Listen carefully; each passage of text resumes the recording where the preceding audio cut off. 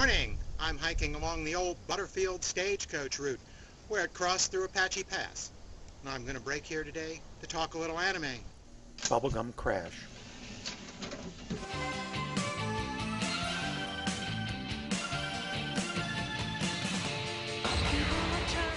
Bubblegum Crash is a disappointing three-part 1991 OVA sequel to the earlier Bubblegum Crisis OVA series. It's released in North America by Animego. The setting continues from its predecessor. The Mega Tokyo of 2033 is crawling with bio-robots called boomers who perform strenuous or menial jobs such as construction, cleaning, or fighting wars. Sometimes these malfunction and become violent. When boomers go bad, you call the AD police. I am sick and tired of making coffee. Do you understand?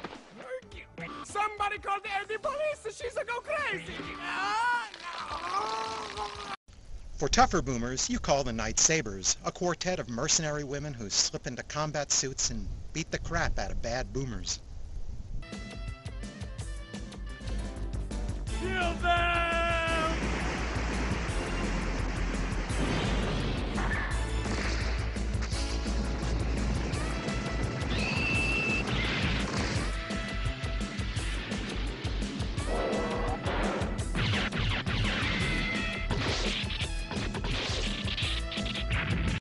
Their hard suits have picked up a few new weapons in this sequel.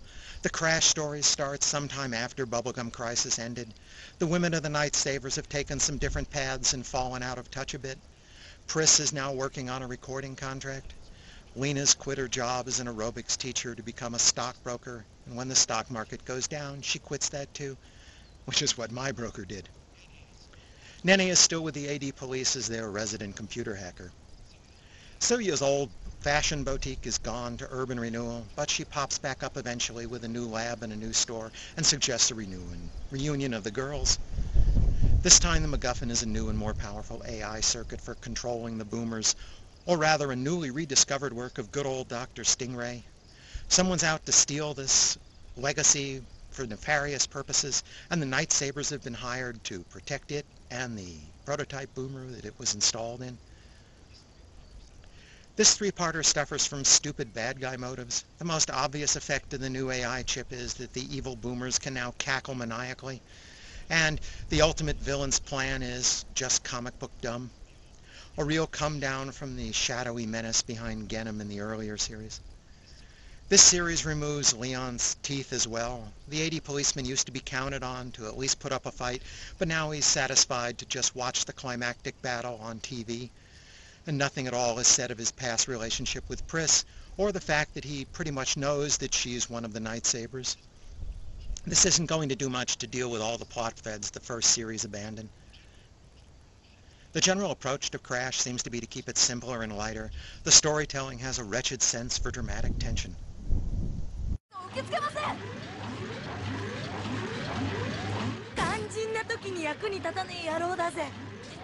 あなたの銃だって彼の走行には効きませんよ。お前に言われなくても分かってるよ。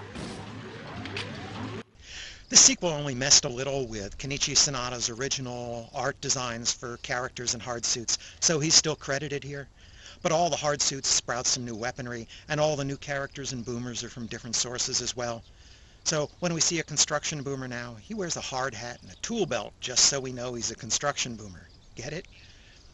The animation is a little less fluid than earlier, and it lacks the energy and grace of the hard suit action combat scenes of Crisis. There is one thing of note, which is the pre-opening preview sequence, which is done in 3D CGI, and I think that's the first time I'd seen 3D CGI used in an anime. In the latter half of the 20th century, rapid advancements in technology at last resulted in the development of artificial substitutes for human beings. In a pop culture nod to the period, there's a Max Headroom news anchor on Mega Tokyo TV. There's still a pop music soundtrack playing behind the combat scenes here, but these songs don't have the same energy as their predecessor. The good news is that, thanks to a new Japanese voice actress for the role, Pris can now sing again. The bad news is she's gone all mellow and soft rock.